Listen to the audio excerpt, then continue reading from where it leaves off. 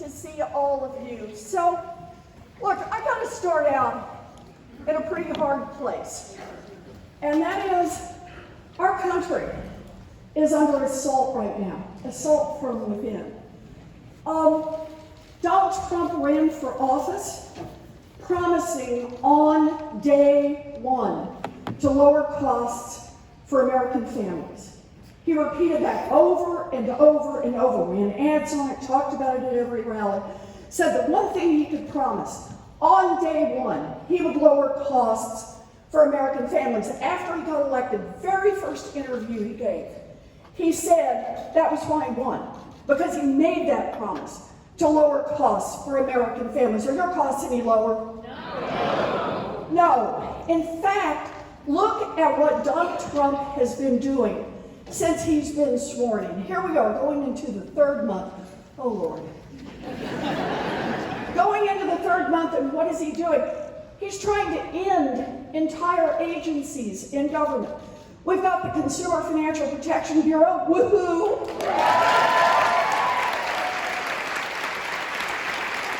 The clock on the beat so you don't get cheated on your credit card, on your mortgage, on your car loan. Just trying to sweep that completely off the books. Elon Musk trying to kill, the CFPB. Just take them out, take them out. Department of Education, there for our little children, there for people trying to get a college diploma, there to make sure that a good public education is available for all of our kids, and they're trying to take it out.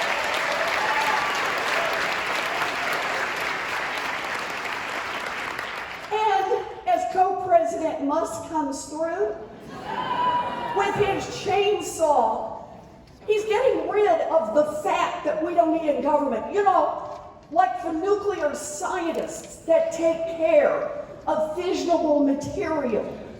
Getting rid of air traffic controllers who keep us safe while we're on airplanes.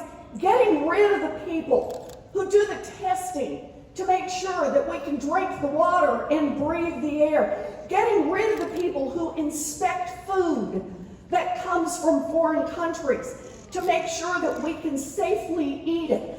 That's what he thinks is cutting waste, fraud, and abuse. And understand, they don't stop there. They also are out trying to cut off our future. End the money that goes into medical research, into scientific research, in the money that goes into higher education, in the money that goes into building the very foundations of our future. That's what they're trying to do, and they're throwing it up. They're throwing up tons of it every minute. People say to me, I can't keep up. I can't keep up with the headlines. There's too much going on every day. Understand this. That is exactly the plan. That is the plan, because their hope is, if you feel overwhelmed, if you can't keep up with every piece of it, that you will simply cover up your head, give up, and let them do whatever they want. Well, I have to say to them, not on my watch.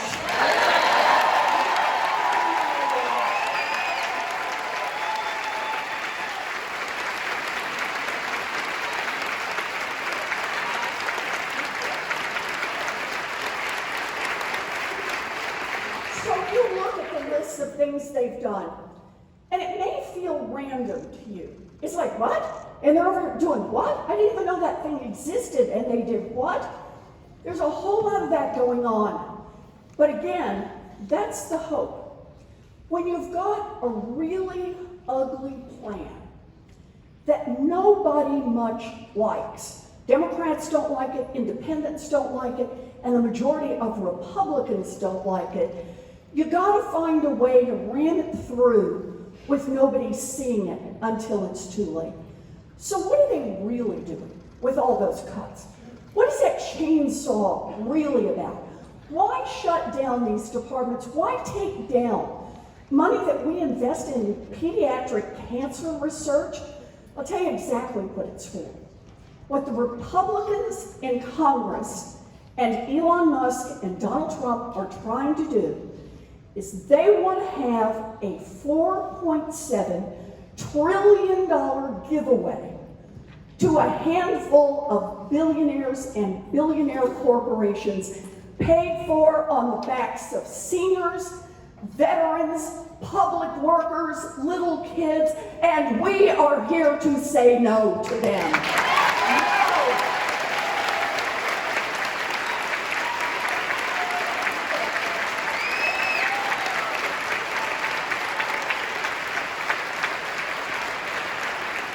So this is really important. The next time you're feeling a little overwhelmed, the next time you're thinking, I'm not sure I'm following this next piece, stop and say to yourself, oh wait, that is the plan.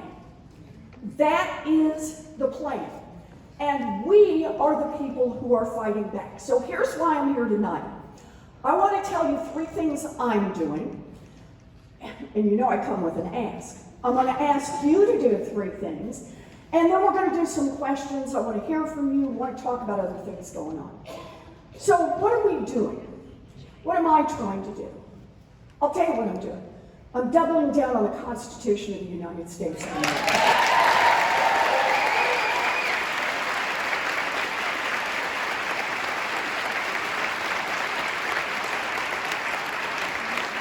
I'm putting my chips on the table, and let's just remember Constitutional Law 101, 3 parts to government. It is the job of Congress to write the laws and enact the laws. That's our job. It is the job of the administration to administer those laws, to carry them out faithfully.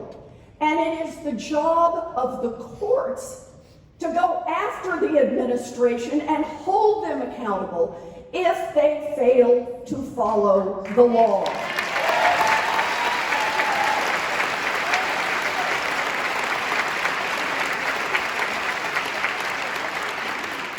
So, part 1, for me right now, and for a whole lot of folks, is we're taking Donald Trump and Elon Musk to court.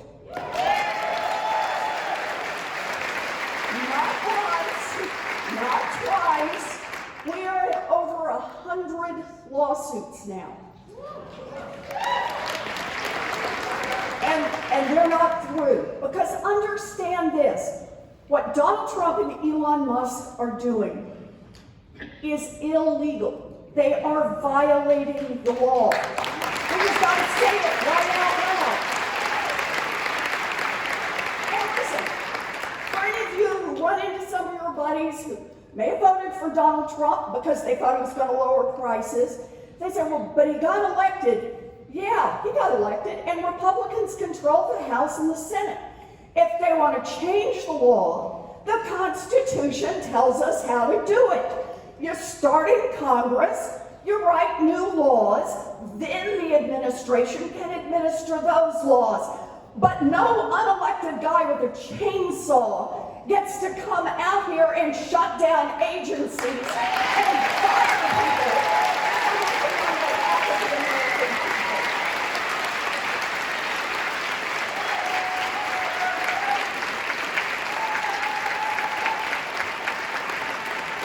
So that's part 1. We are in court.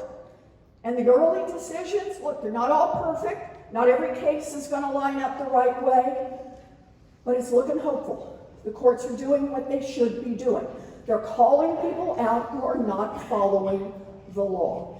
And latest sign is it's moving all the way to Elon Musk by name. So, all right, part 2, job in Congress. Go back to what I was talking about earlier. All the noise, all the sand in the gears, all the terrible things they're trying to do, underlying all of that is try to hand over our government to the billionaires, to a handful of billionaires and billionaire corporations. This is going to be the fight over taxes. And that may sound boring, it is not. It is fundamentally who this government works for.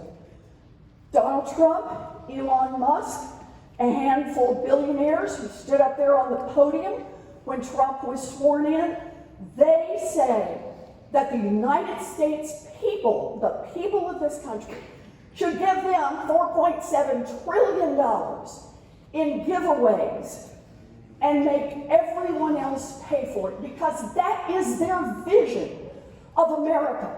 An America that works even better for the billionaires and even worse for everyone else. I am a Democrat, and what it means to be a Democrat is we believe every one of those guys needs to pay their fair share.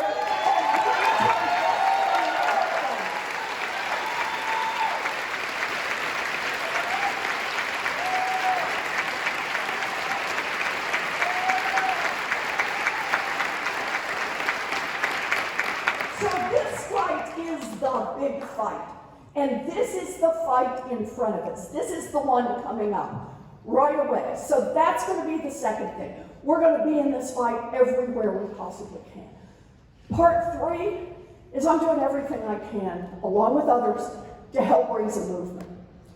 Ultimately,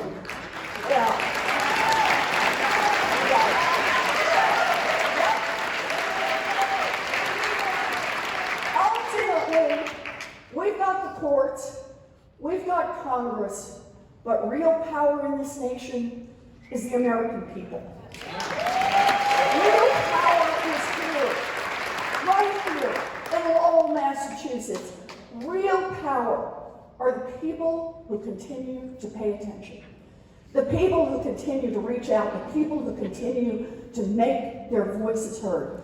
That's why so much of this fight is trying to get people just to give up, trying to overwhelm them so they'll just cover up their heads, trying to say it's all too complicated, trying to do it all with emojis and let's do this, make fun of people, let's try to take them down, because they want you to give up, because you are the true source of power. So last week I was not here in Massachusetts, I was in Texas. Bernie is in Iowa.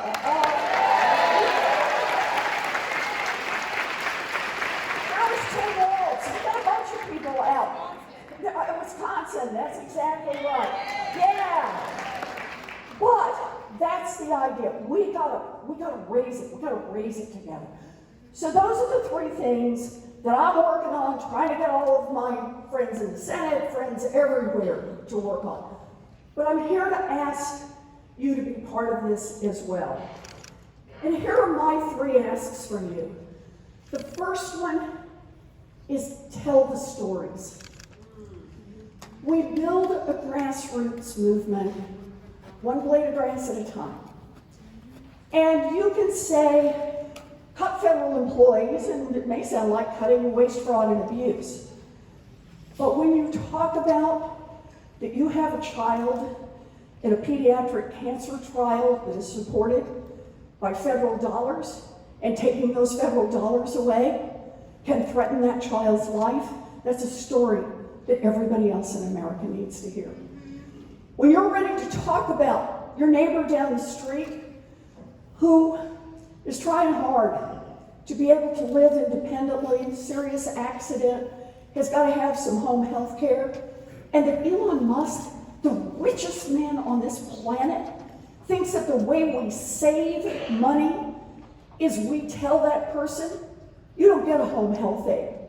You have to move into a nursing home. That's all that's going to be available for you. And then turns around and says to people who are in nursing homes, there's not going to be enough support for you.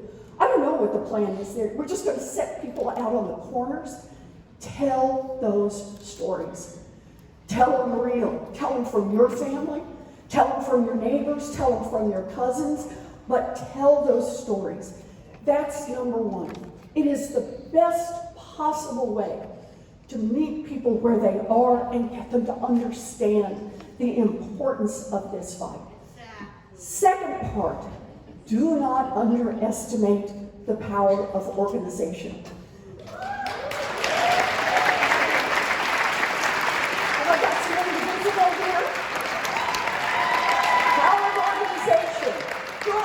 Any other groups that we got here? How about unions? We got anybody who works with unions? Oh! I don't have to persuade you about the power of organization, right? Organization, but I mean this in every way you can to magnify your voice. You got a Facebook group, that's organization. You got a bunch of friends you went to school with 22 years ago, and you still keep in touch, that's organization. And if some of them don't live in Massachusetts, ooh, that's even better organization. Because this is how we keep moving these stories out. We gotta push these stories out the door, and organizing keeps us going. So that's the second part. One voice is loud, but two voices are more than twice as loud. So lots of organization. Third point, take care of yourself. We're gonna do some self-care and some care for each other. So there's a reason on the airplane that they always do the little thing about adjust your own mask before trying to help anyone else. You gotta keep breathing oxygen. You gotta stay in this fight. And there are a lot of ways that we can do this. Each of us will find our own. I have a very large golden retriever. He might be a little too large. Bruce, however, always just describes him as he's large boned. He does like spaghetti though. Patting a golden retriever is part of how I do a little self-care in this. And, yes. And I want to say this for all of you. It also fits with the point about telling stories and organization. If you've got more people in the fight with you, you've got more people to keep you going when you're kind of in the down part of this, to remind you of the good parts. We have a rule in our office, and that is when anything good happens, and I get it, kind of few and far between sometimes, but when something good happens, when we get a good court decision that comes down, when we see an agency where somebody stands up and says, well, you're just going to have to fire me then because I'm not leaving without you. We pass that around and we all stop and feel good about it for a minute, reminding each other that we are in this fight together. So, 3 things I'm working on, 3 things I'm asking you to work on, because now we get down to the bottom part of this, and that is, this is hard. I never thought our nation would face something like this. An unelected billionaire with a chainsaw is making decisions to get rid of thousands of people that we count on every day to keep this country going. I never thought I would be at a time when a president of the United States would be saying, yeah, recession, it'll work out fine. I never thought I would be in a place where the Republicans in Congress would be so spineless.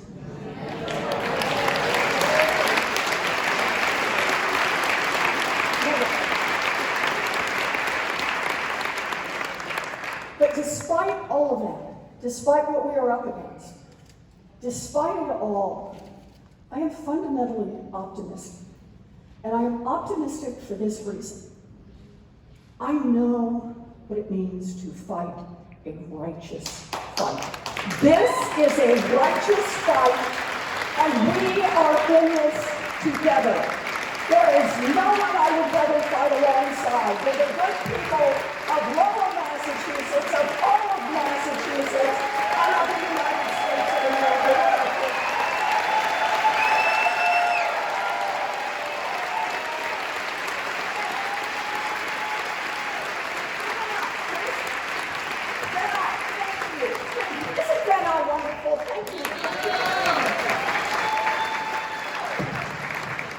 I'm back. Okay. Okay, it's Q&A time. Q&A. Q&A. So I'm going to pick 4 tickets, and if when I call your number, you can make your way to the microphone, please. That or maybe we'll just give out prizes.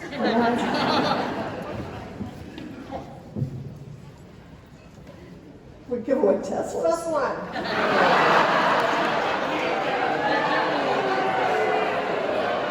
I hear you're cheap. 93663. the last number? 6683. 936683, that's the first one. Do we have a winner? Okay, there's a microphone up there, yes. The next one is 936551. All right, come on down. We have a microphone right there, yes. And the third one is 936816. 816. 816.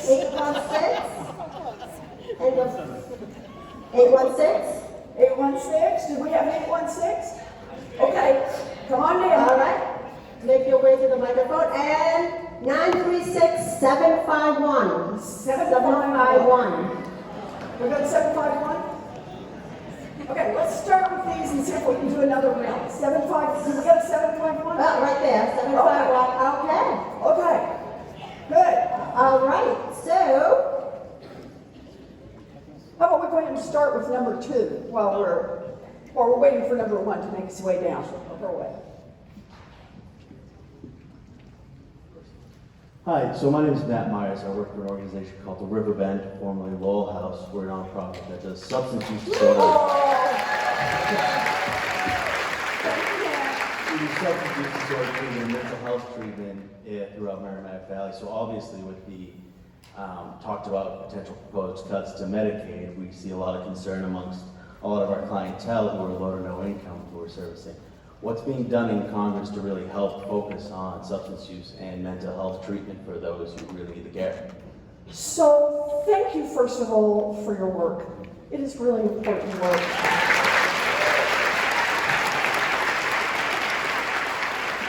There's probably nobody in here whose family hasn't been touched by opioids and other kinds of substances that have really destroyed so many in our communities.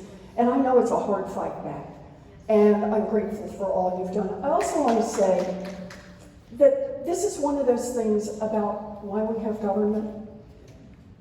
We don't know for sure who's going to get hit by a bus. We don't know for sure whose granny is going to outlive her retirement. And we don't know for sure who's going to get caught in a web that turns their life upside down. But what we do know is that we all pitch in some nickels as we go along, so that if it hits your family or it hits your family, the rest of us are there to try to help prop it up. That's what Medicaid is. It's nothing fancier than that. It's like a giant insurance policy for all of us. For the little baby that's born with severe problems and is going to need a lot of help those first few years in life. For the person who's trying to make it at home, for the person who's trying to get their life back on track. So here's where we are.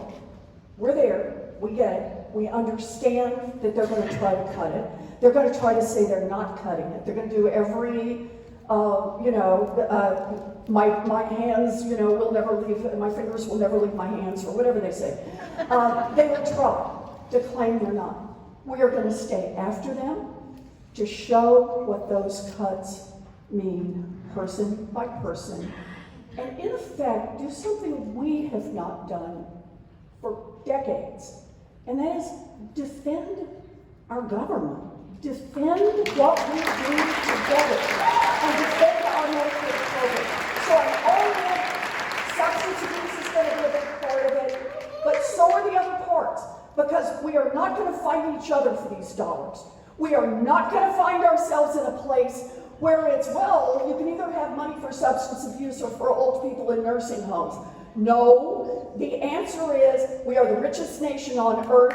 The richest man on earth can pay more in taxes, and we're going to get everybody covered. So that's the answer.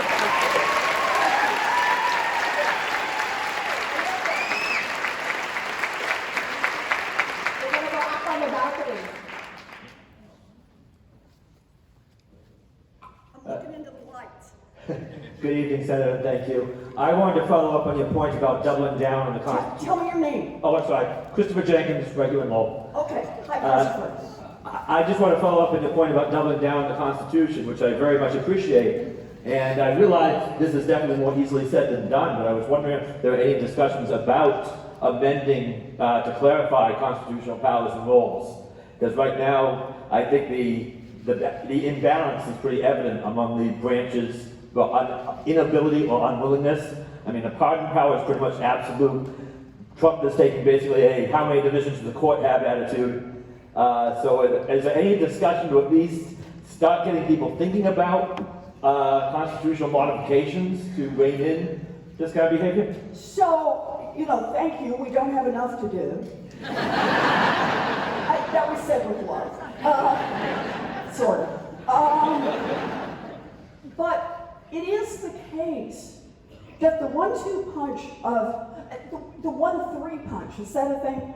Of Donald Trump, Elon Musk, and spineless Republicans who are willing just to give away the power of Congress are causing us to have to look at parts of the Constitution in ways we had never looked at them before. So I definitely don't want to overpromise here, but there are conversations that are starting because we understand threats. We have lived throughout certainly our lives, always thinking, not here. It can't happen here. Our Constitution, right, keeps this bold. And now we are learning better. So thank you for the reminder.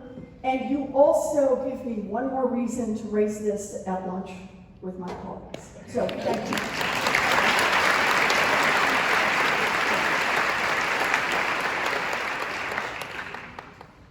Hi, my name's Wally Smith. I live here in Lowell, Mass. I've been Wally. a lifelong Democrat for All right, as long as I Wally. can vote. Number one, I want to make a statement. Okay. Thank you for all that you do and what you have done for our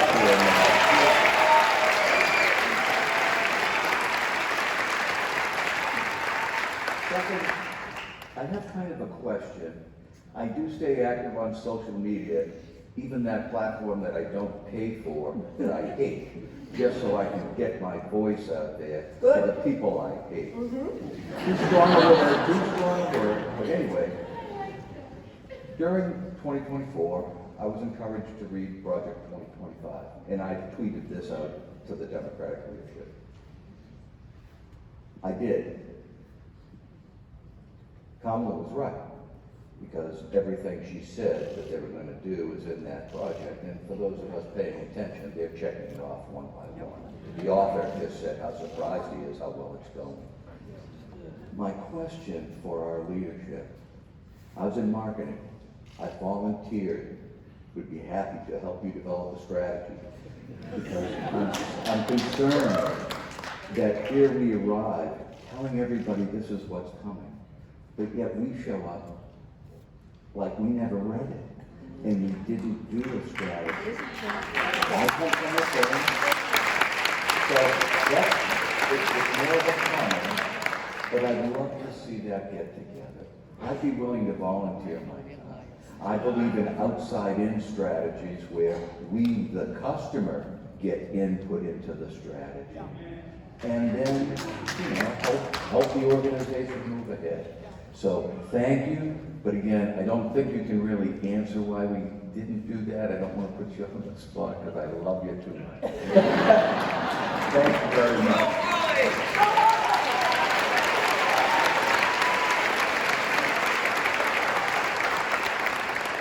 So only one part I can say is I cannot tell you how many times between the election in November until about 3 weeks into the Trump administration after he was sworn in, how many times people said to me, just calm down. It's not a time to be calm, and I get your point on this. I genuinely do. This is not normal. This is not a time to be calm. We have to be in this fight, and it means in this fight all the way. I want to pick up, though, on one point you made, Wally, and that is about getting the word out. You've got good ideas for how to market. Great. You don't need me. The real point, this is the part I want to emphasize again. We need a movement all across this country. You are the source of power, and I'm glad to hear it. And if it works, I'm glad to repeat it. I get up and try to do this with my colleagues. I don't shake my finger at them. I actually just try to model the behavior. I try to talk about it and hope they'll talk about it the same way, try to explain why it works. We need 1,000 of you out there, Wally, here in Massachusetts and all across the country. Try different ways to say it. Get it up. Get enough people to lift it and try it on and see if it moves people. We are in a moment where we don't need one. We need many. We need many. So, on to the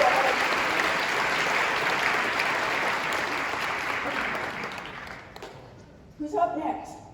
That would be me. I'm John Ethnopoulos, a student here at UMass Lowell. Hey, and John.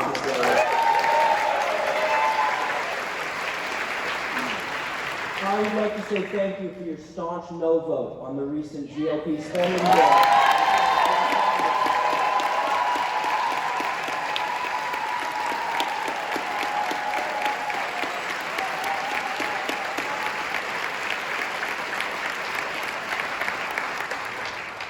My question for you is a little bit of a doozy. Okay. 10 Democratic senators, led by Senate Minority Leader Chuck Schumer, yes, voted alongside a Republican majority to overcome the filibuster and pass that GOP bill. Yep. Schumer later, in an interview with the New York Times, said that he was hopeful that his Republican colleagues will resume working with us. That message is obviously not polling well, and it's not polling well with the public, with 57% of registered Democrat voters believing the party should be doing more to stop the Republican agenda.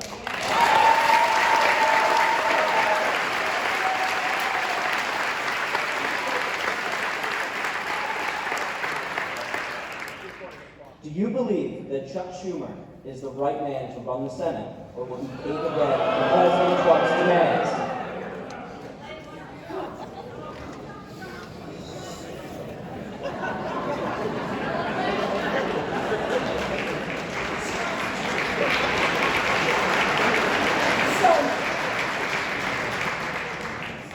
So I made pretty clear what I thought was the right thing to do on that spending bill. And I didn't just do it at the last minute. I started in actually way ahead and started giving public speeches about it, going on television to talk about it, and twisting arms within our caucus. Obviously, Chuck Schumer and I did not agree. I think Chuck Schumer is wrong.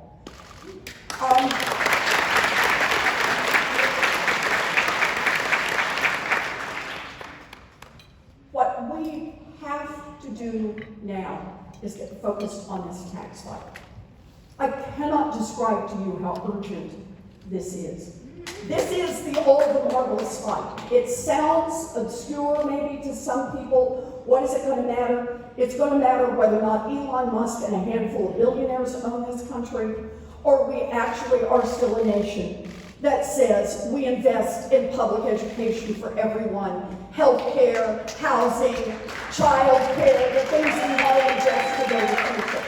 That is literally what's on the line in this upcoming fight.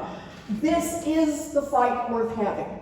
And let me be as clear as I can about this. I need every single Democrat in this fight. Every Democrat in the Senate, every Democrat in the House, every Democrat in this country, and every independent, a damn big slice of the Republicans. That's the fight I am now focused on. And that's where I will stay. I will not let anybody get in my way on this. I will fight this fight alongside all of you. We have got to beat these billionaires back. So that's why I'm going to do this. That's why I'm going to do this. Senator, we have time for one more question. One more? All right. I'm going to really shake. All right, this is going to be a big one. Okay. The doozy thought he was going to get the last one here. But okay. We're ready. All right. 936-623. 623. 623. Where's 623? 623's hiding out. 623. We got 623? Oh, We got it? Come on down. come. They're pointing at each other.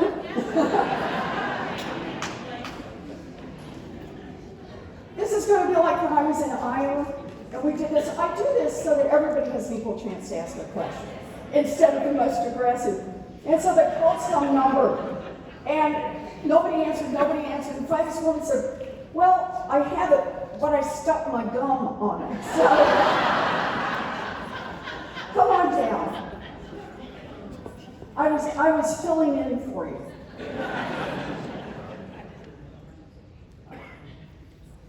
There we go. There we go. Go ahead. Okay, I'm Jenny Burnham. I live here in Lowell. Hi, Jenny. Love every minute of it.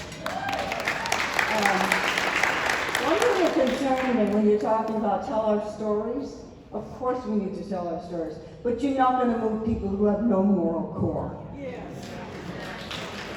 So we've got to do something else. And I think the courts is one way to do it. And protest, maybe, I don't know. So, I hear your point, Jenny. We're not going to reach everyone. But we've got to reach a majority.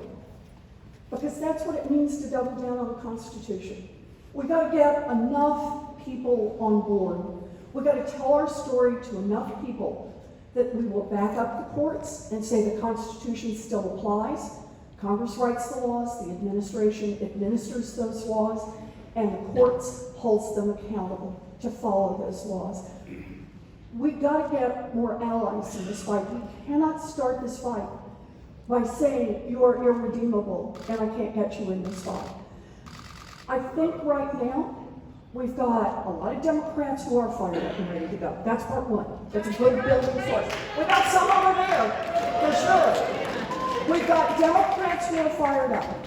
We've got some who are fired up adjacent, who could be, or fired up curious, right? They don't want to get too deep. They don't want to spend all their time talking about it. They want to be able to have the rest of their lives, but who are willing to get engaged.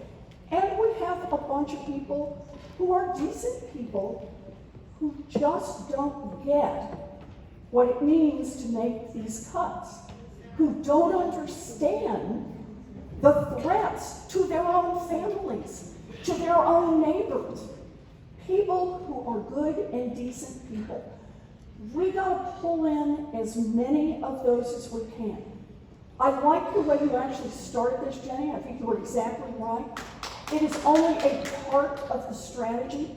Part of the strategy is the courts, and part of the strategy is writing this out in Congress over the taxing bill. So we're going to run a three-part play here. And I'm back to the original point. You don't run for office if you don't have some core of optimism, some fundamental belief that if you've got good ideas and you go out and share them with a bunch of people, that you can actually move things in a better direction. The good Lord knows that I've been in fights that I've lost. But I've also been in fights that I've won.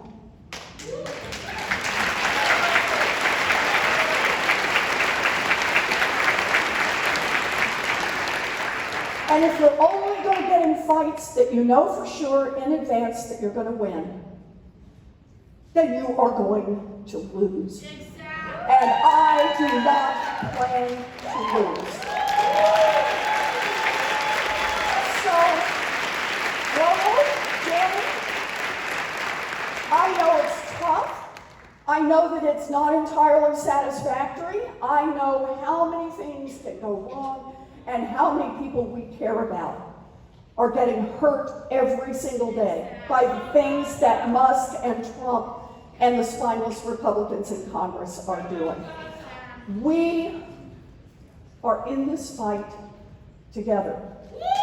And I want you to understand this. I am honored to be here tonight to fight alongside you, because I believe that together we stay in this fight, we persist. I think we can pull this one off. Thank you.